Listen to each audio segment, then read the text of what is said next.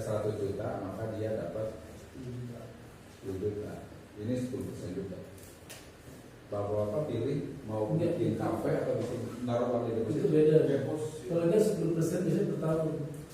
Ya deposito. Ya ini dianggapnya sama Pak misalkan. Kalau yang itu kan, sama. Misalkan dianggap sama. Misalkan dianggap sama. Hitungannya sama. Misalkan dianggap sama. Tapi Tapi secara praktek susah. deposito itu berapa persen sih Pak? Kalau sesuai dengan Deposito. per bulannya itu? Deposito kan bisa dihitung kan per annum. Kalau 10% itu per annum ya, per annum per tahun. Ya. Contohnya per tahun juga Itu sama. mungkin 10%. Nah ini kita mau lihatnya, misalkan Biasanya 0,5 ya? misalkan lihatnya ini satu kasusnya sama, dapatnya adalah 10% ekivalen. Mau pilih bikin kafe atau bikin deposito, mau naruh uang deposito? Deposito. Kafe. Kenapa? Di kafe. Yang pertama, kita bisa memberikan pekerjaan orang lain. Nah, gitu ya. Menarik tuh. Terus kedua,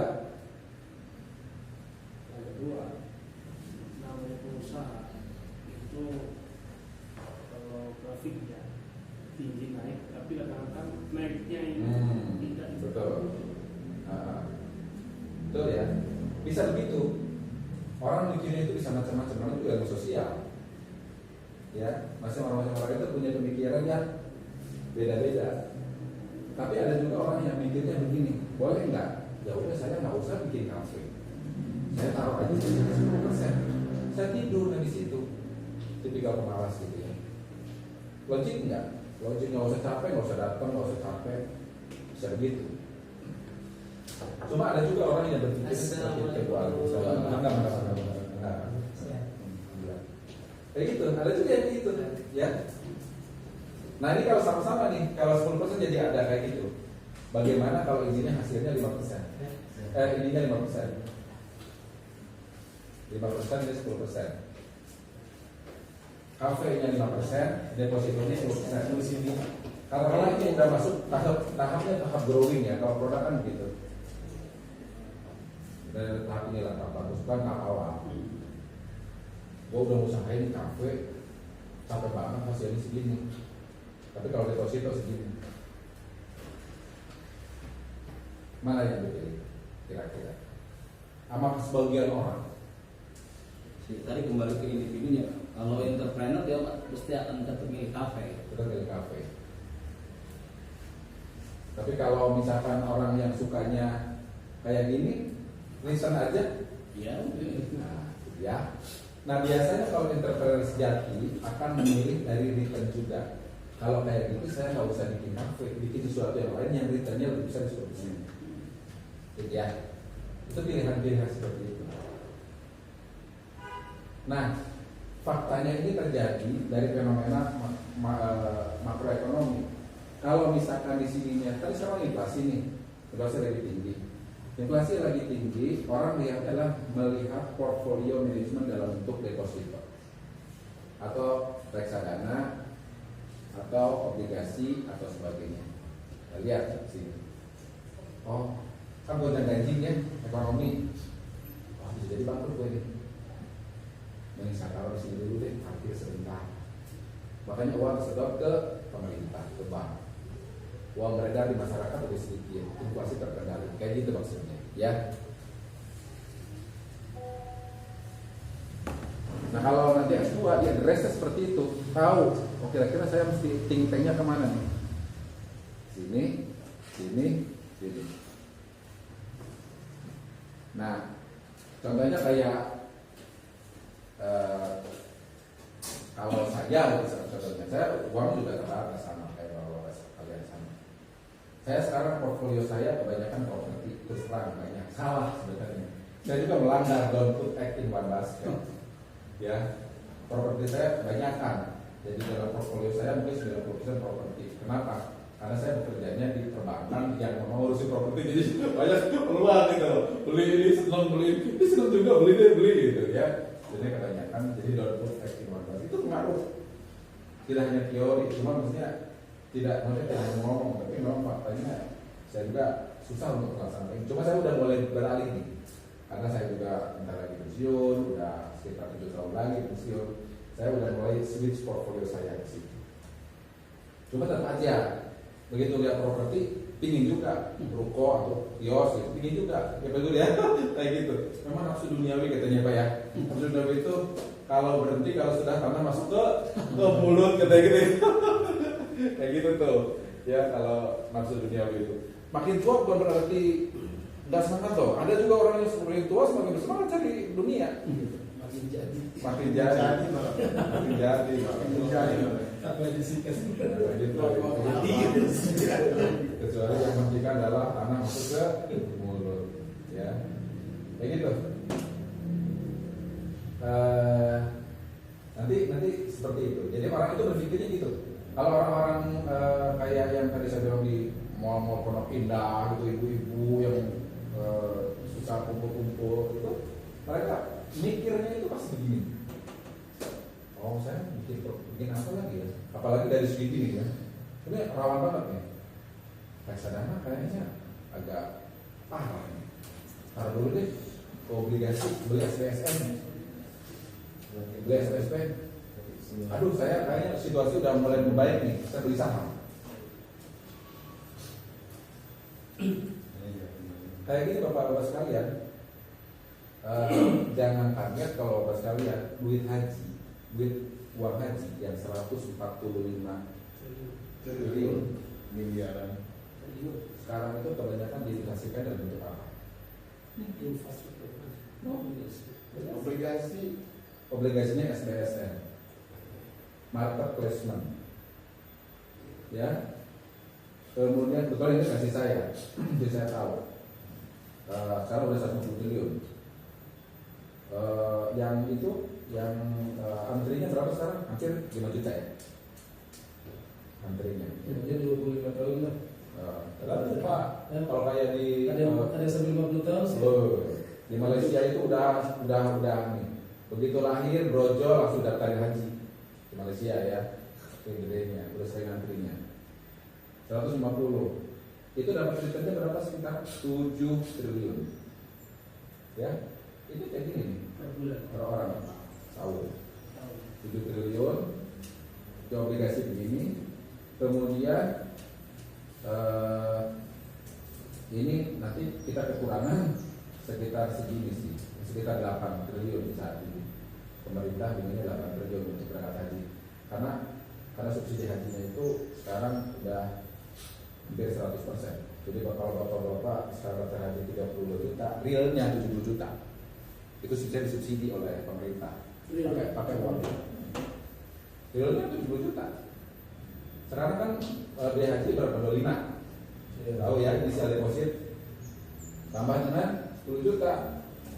Yang nanti dapat bayarnya lagi kan di ujung 35. Keberangkatan haji 70. Sisanya dari sini. Nah, maksudnya saya mau bicara bahwa memang sangat lazim orang berpikir untuk menginvestasikan deposito, menginvestasikan uangnya dalam bentuk portfolio manajemen seperti ini. Ini haji aja udah pakai kayak gini, market placement. Sisanya taruh di mana? Deposito bank. Ini 70%. Kebetulan saya disuruh oleh BPKH untuk menghitung, mengestimasi sampai dengan 50 tahun 2050 ini tuh mau disebar kemana portfolionya ya, terus returnnya berapa, bagaimana caranya. Salah satu usulan saya adalah yang 25 juta itu dinaikin jadi 35 juta 35 ya, kemudian yang itu tetap 10 ya, dengan beratkan, terus ininya disebar, jangan terlalu minta yang obligasinya obligasi khusus, kemudian ditaruh di reksadana juga, kemudian ditaruh di deposito tapi returnnya yang spesial ya, obligasinya obligasi khusus. Nah, jadi nanti kalau sekalian kebagian inisial depositnya 35 juta ya, nanti mohon maaf ya, itu sih. Wah, lebat itu. Tapi kalau yang udah daftar 25 nggak diminta lagi. Mulai perkapan? Mohon maaf Pak, saya yang istilah-istilah ini masih, karena biasanya cuma beli bawaan beli itu Oh, iya. belum Sama, paham sama. gitu. Jadi tadi misalnya kita punya duit, masuk ke obligasi itu apa, reksadana apa gitu. Mungkin bisa lebih Oh, dijelaskan. Iya, iya, Sehingga iya. kalau ada duit lebih kita mau masuk kemana gitu. oh gitu. Ya nggak apa-apa. Kalau misalkan pas kalian mau beli saham, kalau berani ya masuk ke Indo Premier segala macam ada tuh. Nanti buka RDN doang kan pun aja bisa. Bisa ya transaksi di situ asal kuat jantungnya. Tapi nanti harus verifikasi dulu bahwa masuk kategorinya yang apa namanya ya high risk, high hiker atau moderat atau yang biasa aja. Kalau memang masuk kategorinya yang moderat jangan dipaksakan, nanti jantungnya copot. Kan turun naik gitu tiap hari. Dia masa melototin begini terus, kerjanya kapan gitu kan? Nah, itu artinya nggak sehat. Ya, jangan. Sebenarnya gampang. Kalau bapak ibu sekalian, bapak sekalian mau investasi misalnya ke SBSN, datangnya ke bank. Ke bank nanti, oh itu ada ori, ada sukri, suku retail. Nah, itu banyak di sini. Suku retail itu utang pemerintah. Sebenarnya gini nih, konsepnya sebenarnya utang sih. Sukuk itu adalah hutang atau surat berharga yang dikeluarkan ke pemerintah untuk sebagai bukti bahwa pemerintah itu berhutang. Jadi pemerintah itu kan hutangnya kan ada dua cara. Pertama berhutangnya ke luar negeri, ke Cina segala macam yang lebih heboh, atau kedua berhutangnya ke penduduknya sendiri. Nah, sebenarnya yang sehat itu jangan berhutang ke luar negeri karena menguntungkan orang luar negeri, tapi berhutanglah ke penduduknya sendiri. Kan jadi kaya penduduknya, minimal dapat return kan. 50 juta aja dapat 300 ribu, sangat lumayan. Nah, gitu dengan kupon 5,9%. Tentunya kayak gitu. Nah, itu digunakan untuk beli apa? Uangnya itu. Nah, salah satunya adalah proyeknya UIN, untuk UIN misalnya di Daya Pulau itu dari situ, dari suku. Kalau bapak lihat di Ciputat gitu, atau UIN manapun banyak tuh yang dibangun, ya. Nanti jaminannya apa?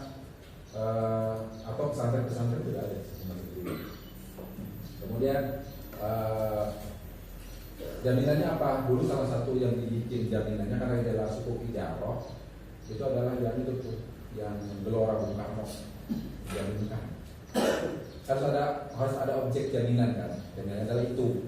Sebenarnya di belakangnya pemerintah membayarnya adalah ini 5,9%. Ini kalau suku retail ya, ini returnnya dalam bentuk Ijaroh, ini tidak dalam bentuk obligasi syariah sih. Dibangun untuk sekolah-sekolah, salah satunya adalah UIN-nya banyak, tidak hanya UIN Ciputat. Ada 5 atau 6, 7, 8 banyak banget. Pokoknya hampir UIN itu dari sini semua. Termasuk bangun masjidnya. Nah, kita berhutang di situ. Kalau mau, Mbak, ya. Gabung saham gimana Pak? Gabung Saham juga sama. Konsepnya sama. Semua saham kan nabung.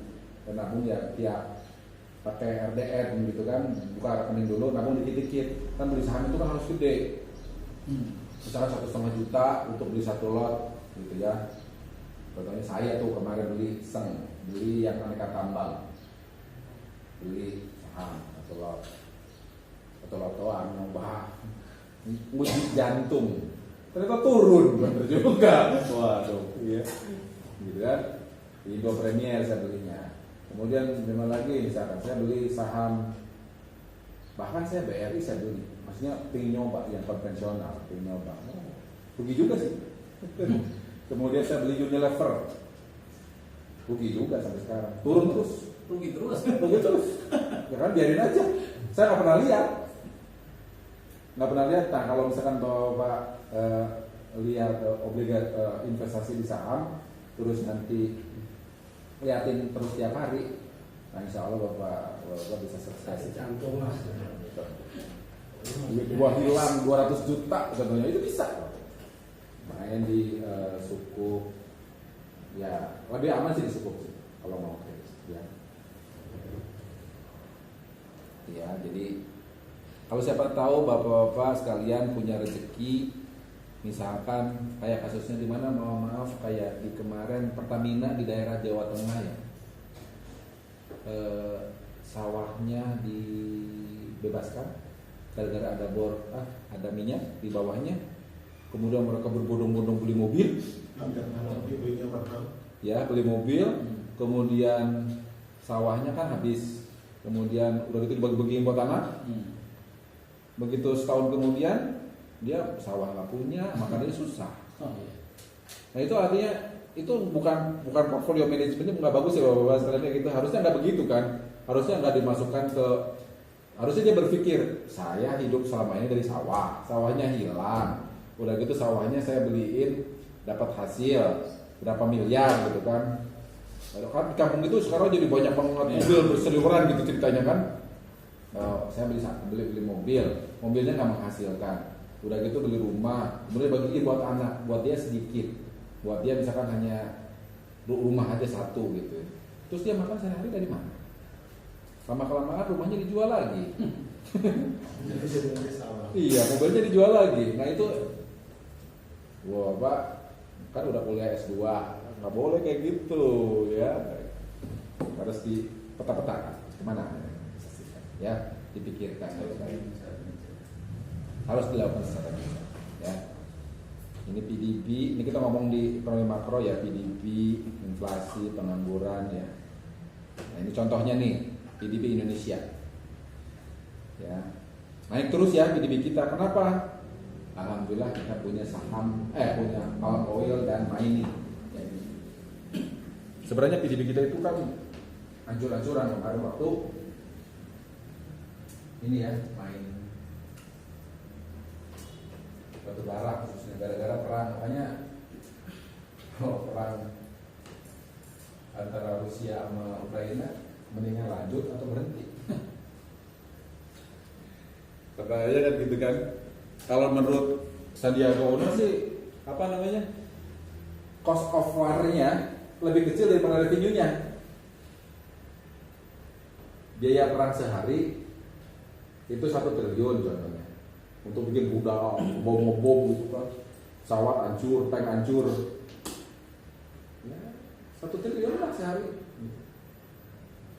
tentara mati contohnya gitu. Terus apa lagi, mobil-mobil, infrastruktur hancur, mall-mall hancur, ya 1 triliun. Cuma hasilnya dari minyak katanya bisa 5 triliun loh Pak sekalian. Ya untung dong. Ya kan, untung 4 triliun, perang lagi kayak gitu. Cost of war-nya lebih sedikit dibandingkan itu. Kalau kita bicara mengenai ekonomi ya, selalu begitu kan. Kalau orang kan berpikirnya kan, kalau dari pandangan ekonomi ya itu menguntungkan perang itu. Nah bagi Indonesia menguntungkan nggak perang? Menguntungkan. Mining kita palm oil, karena mereka kan sekarang dikencet oleh musim dingin. Dikejar oleh musim dingin, kedinginan. Dinginnya itu minus loh Bapak sebenarnya.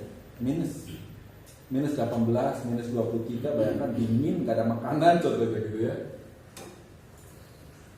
Kemudian infrastrukturnya dibom yang di Ukraina sama si Rusia, energinya, bendungannya segala macam. Kan untuk menggerakkan pemanas kan listriknya dibom.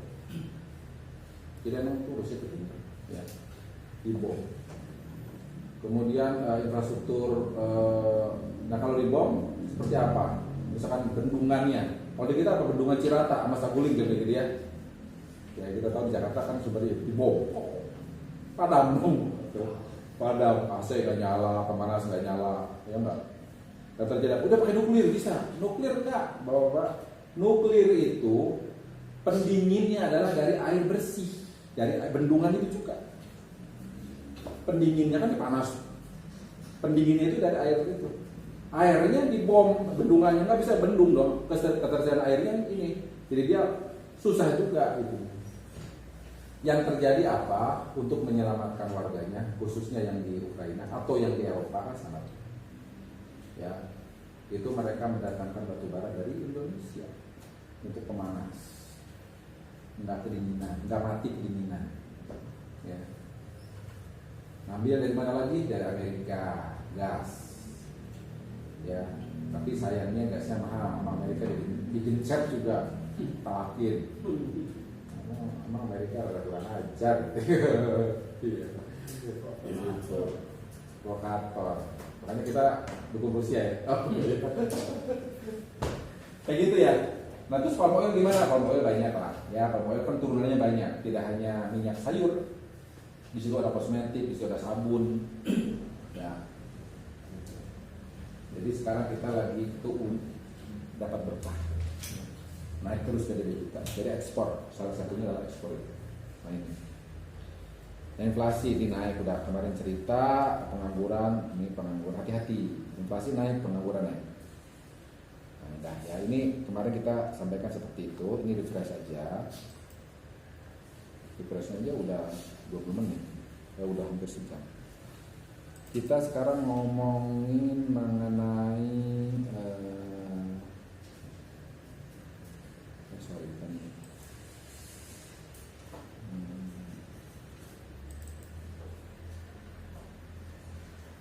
Ini mata kuliahnya ganti Pak? Enggak, ini mikro makro. Ya, bukannya Bapak? Oh iya Bapak ada tugas tadi. Ya, gitu. Sama Pak Bisno kan lagi ini lagi jalan Jurnal. jurnal. Jadi Bapak cuma mendengarkan aja. Iya, soalnya ini udah kan semester kemarin. Ya, Iya sama kan jaga ikuti Dengarkan aja. yang ketiga. Kita kan nanti pas jurnal Kan itu perlu dilakukan ya. dia melotot, Tidak perlu lah. Ini masih dia melotot Pak. apa yang Bapak? jadi saya ini berarti tujuannya adalah hanya menemani Bapak-Bapak sekalian yang semester 2 sama semester 3. Berarti habis itu baru lanjut ya. Ini kan semester satu. Ini kemudian semester 1. Cuma kalau mau nge-refresh monggo. Ya kan kita jurnal. Ini adalah teori permintaan dan penawaran. Jadi mungkin Bapak-bapak yang semester 2 atau 3 silahkan fokus di itu, di tugas jurnalnya. Nanti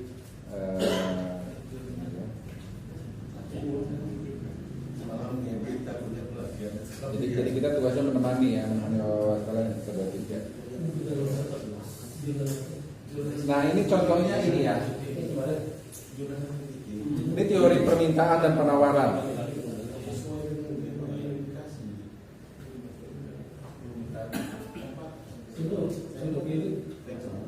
Di luar aja nggak perlu Iya, Jadi kita untuk teori ekonomi mikro adalah yang tahap awal apa itu kurva permintaan dan kurva penawaran. Ini mikro ya. Nanti kalau untuk makronya kita nanti belajar mengenai GDP segala macam. Kita akan selesaikan.